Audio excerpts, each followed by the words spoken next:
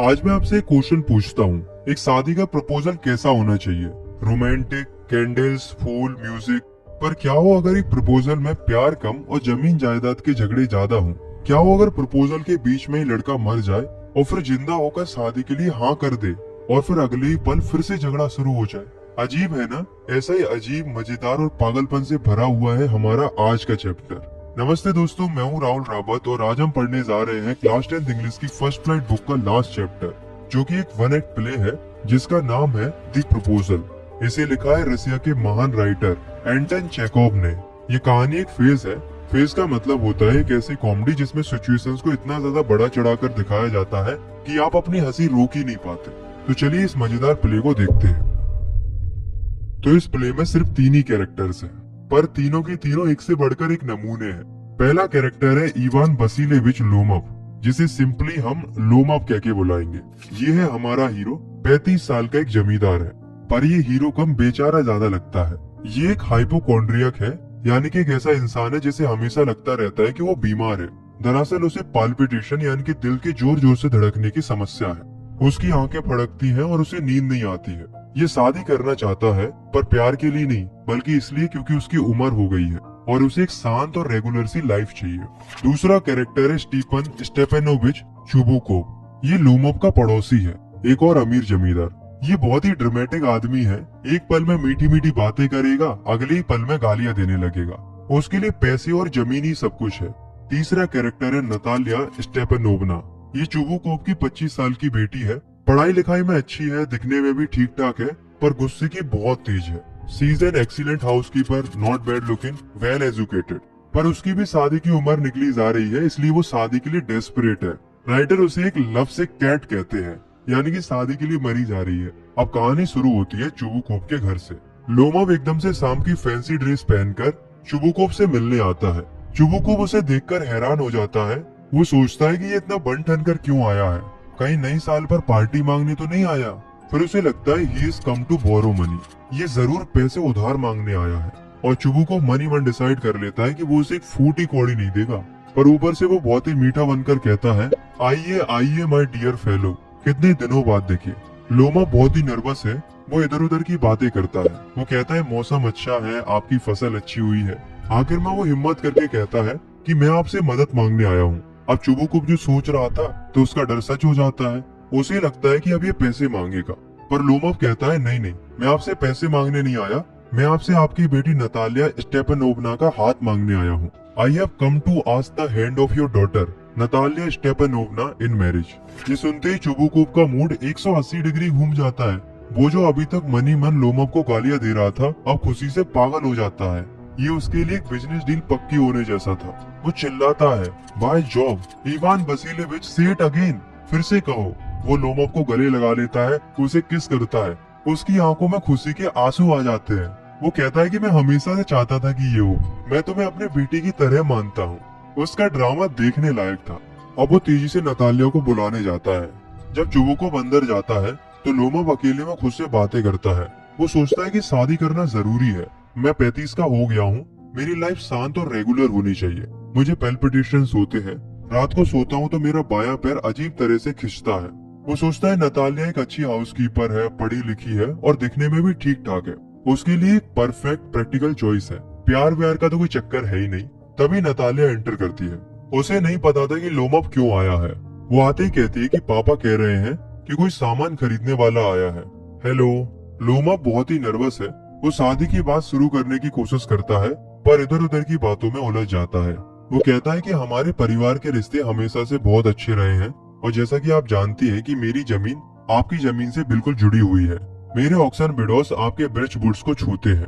तो जैसे ही उसने माय ऑक्सन मिडोस यानी कि मेरे ऑक्सन मिडोस कहा तो नतालिया ने उसे टोक दिया। Excuse my interrupting you, you say my Oxen Meadows but are they yours. माफ कीजिए, आपने कहा मेरे ऑक्सन मिडोस, पर क्या वो आपके हैं? लोमव कहता है हाँ हाँ मेरे हैं। नतालिया कहती है कि क्या बात कर रहे हैं, ऑक्सन मिडोस हमारे हैं। और यहाँ से शादी का रोमांटिक प्रपोजल जमीन के झगड़े में बदल जाता है। अब शुरू होती है कहानी की पहली और सबसे मजेदार लड़ाई। दोनों ऑक्सन मिडोस पर अपना अपना हक जताने लगते हैं। लोमअप कहता है कि मेरी आंटी की ग्रैंड मदर ने आपके ग्रेट ग्रैंड फादर के किसानों को उन मेडोज को फ्री में यूज करने के लिए दे दिया था।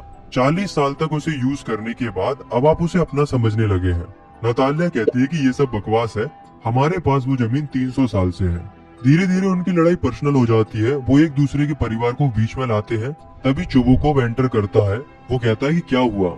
नतालिया कहती है कि पापा इस जेंटलमैन को बताइए ऑक्सन मेडोज हमारे हैं। चुबुकोव भी अपनी बेटी की साइड लेते हुए कहता है हाँ हाँ हमारे हैं। अब झगड़ा 2 वर्सेस 1 हो जाता है। तीनों चीखने चिल्लाने लगते हैं।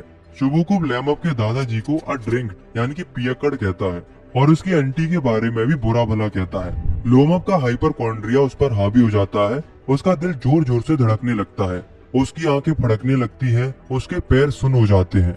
वो कहता है कि मैं ये सब सहन नहीं कर सकता, ऑक्सन मेडोज मेरे हैं, और वो लड़खड़ाते हुए घर से बाहर चला जाता है।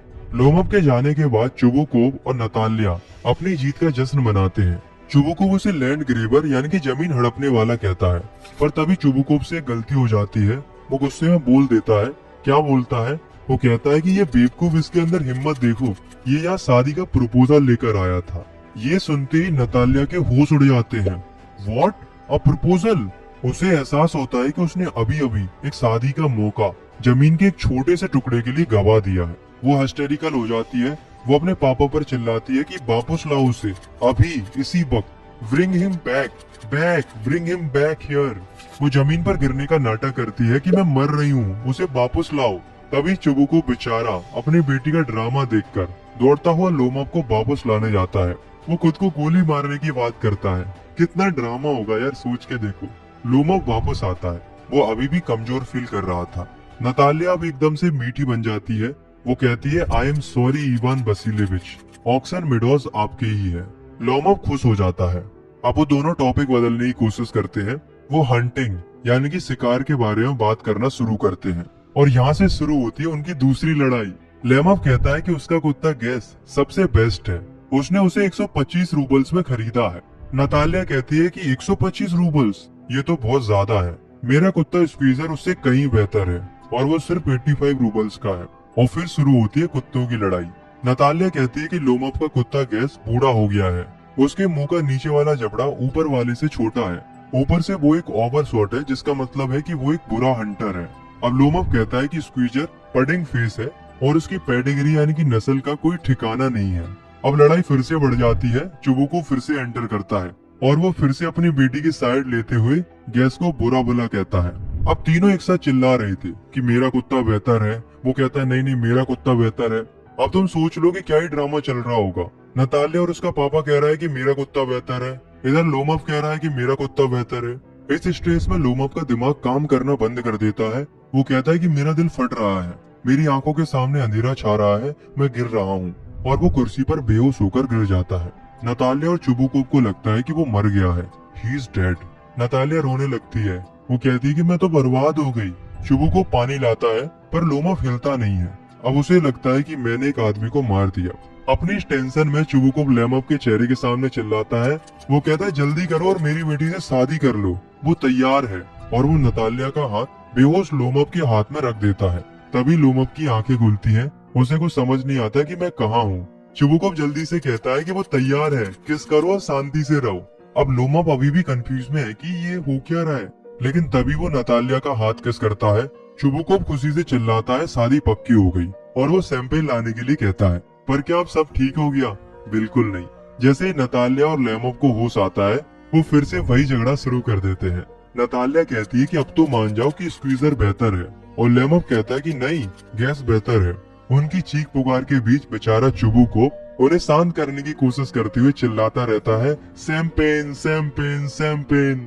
और यहाँ इस पागलपन के साथ ये प्ले खत्म होता है। सोचो शादी का प्रपोजल, 2 बड़े झगड़े, एक नकली मौत और आखिर में शादी पक्की होने के बाद फिर से वही झगड़े। ये कहानी हंसी मजाक में बताती है कि कैसे घमंड, जिद और छोटी छोटी बातों पर झगड़ने की आदत हमारे इम्पोर्टेंट रिश्तों को बर्बाद कर सकती है। लोमअप और नतालिया को शादी करनी थी, पर वो अपने कुत्तों और जमीन को बेहतर साबित करने में इतना उलझ गए कि वो